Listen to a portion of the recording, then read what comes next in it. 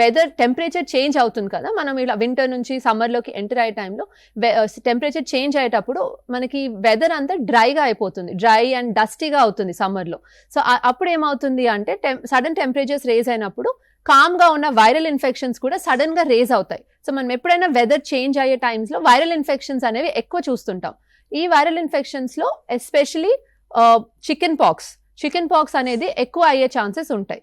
So ఇది just pregnancy అని కాదు, ఇన్ జనరల్ మన జనరల్ పబ్లిక్ అందరూ ఈ ఇన్ఫెక్షన్స్కి మోర్ హై రిస్క్ ఉంటారు వెదర్ చేంజ్ టైంలో. ఎస్పెషలీ సమ్మర్స్లో వైరల్ ఇన్ఫెక్షన్స్, వైరల్ ఫీవర్స్ అంటాము. వైరల్ ఫీవర్స్లో ఎగ్జాంథమస్ ఫీవర్స్, ర్యాషెస్తో వచ్చే ఫీవర్స్, లేదంటే చికెన్ పాక్స్ స్పెసిఫిక్గా, డెంగ్యూ ఇలాంటివి కొన్ని వెదర్ చేంజెస్ అప్పుడు రేజ్ అవుతుంటాయి.